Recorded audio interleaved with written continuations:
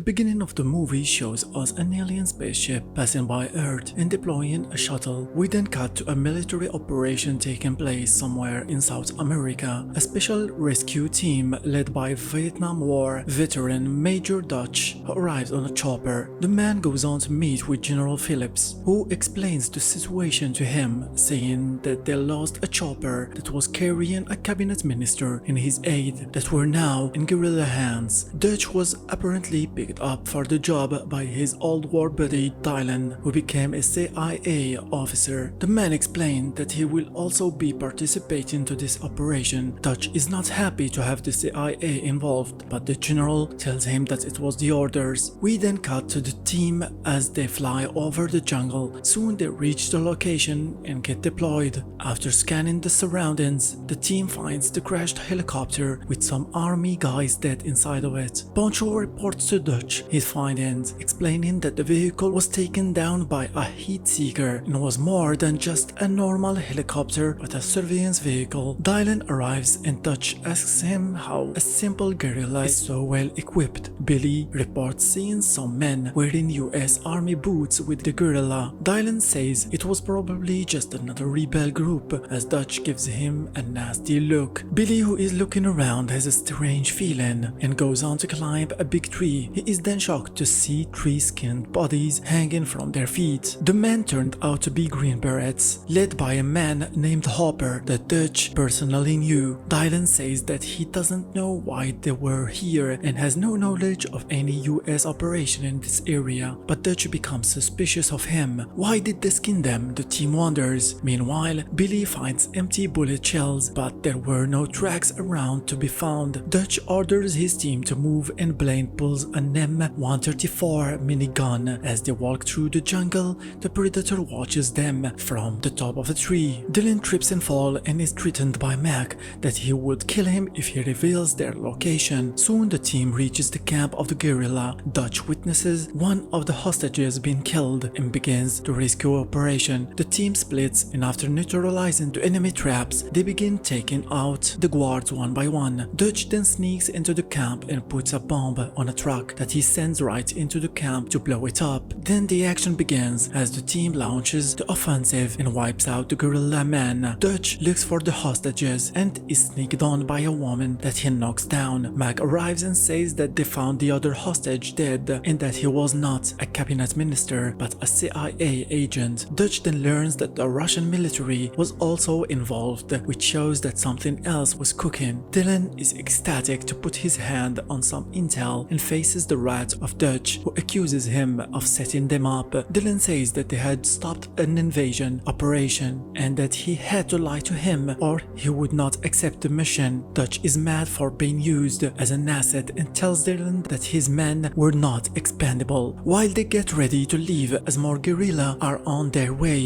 Dylan wants to take the woman with them, saying she has valuable intel. Dutch refuses and tells him to take care of her himself. Dylan then drags the woman and is suddenly called over by Mac, who asks him to turn around. Dylan turns and Mac pokes him with his knife, killing a scorpion that was lurking on his back. All that time the predator was watching them. After they all left, the creature goes around the camp checking the dead bodies while replaying their voices. While they walk through the jungle, the woman tries to escape from Dylan, but she is quickly caught by Poncho. Billy, who is ahead of the team, suddenly stops. Seeing that, Dutch gives the order to stop and get ready. The man then joins Billy at the front, asking him what was going on, and he tells him that something was on the trees. Dutch could see nothing, but we see the predator's POV as it watches them. Just as they are about to move, the woman hits Poncho with a stick and escapes. She is soon caught by Hawkins, who tries to calm her down. Suddenly there was a clicking sound,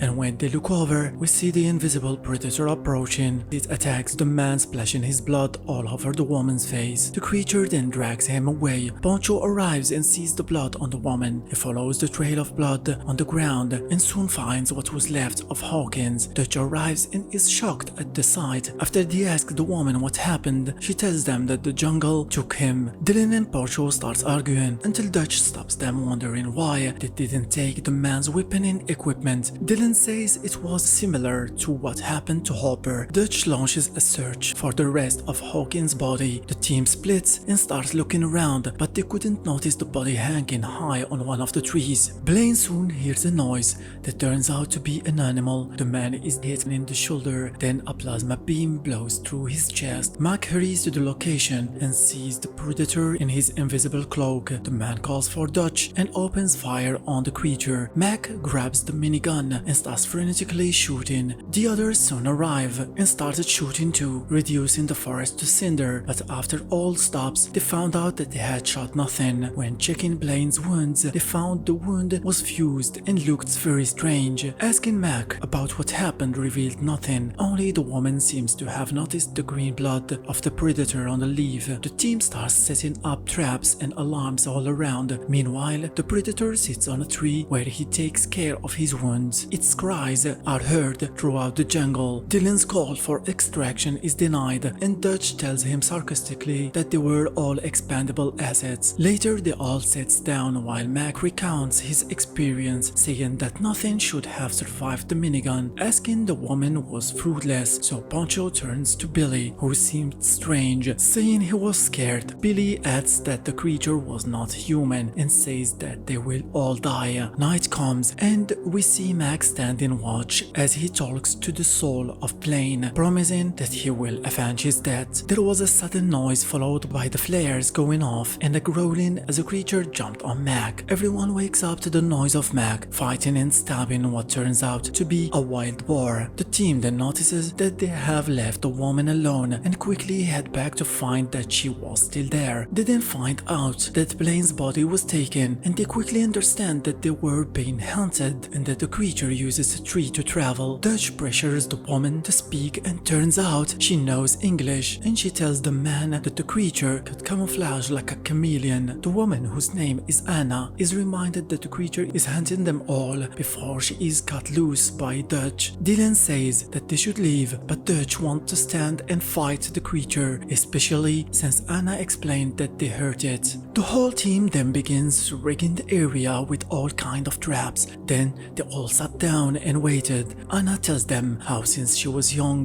they usually find skinned men around the jungle during the hottest years, adding that this was a hot year too. The creature who was responsible was called the demon who makes trophies of man. After waiting a while, Dutch decides to make himself a bait and stands in the middle of the traps. Suddenly the net catches the invisible predator, who starts screaming before it blows the net with its plasma cannon and sets off one of the traps that hits Poncho right on. The predator shows itself for a second before running away. Mac follows it. Dylan decides to go after him and is handed a gun by Dutch. Poncho, who's wounded, is helped by Dutch and Anna, who walk toward the extraction location. We then follow Dylan as he looks for Mac and ends up finding him. The man had located the predator. The two try to corner the creature and sneak around it, but Mac is soon spotted as he notices the three laser dots on him. He peeks out and gets his head blown by the predator. Dylan finds the body of his comrade and starts scanning the surroundings. He soon sees the creature on a branch watching him. He tries to shoot it but ends up getting shot with the plasma cannon that cuts off his right arm. The creature runs toward him, and before he could shoot it, he gets stabbed with its metallic claws. His cry reaches the others. Billy then stops on his tracks and decides to face the creature, ignoring Dutch's orders to go. The others keep going and Billy soon faces the predator. Soon his scream too is heard and the team turns around, ready to shoot, but the creature had sneaked around them and shot from the tree, hitting Poncho in the face. Anna tries to grab a gun, but Dutch doesn't let her, or she will be targeted by the predator too. The man opens fire and gets hit in the shoulder. He screams at Anna to get to the chopper and she escapes.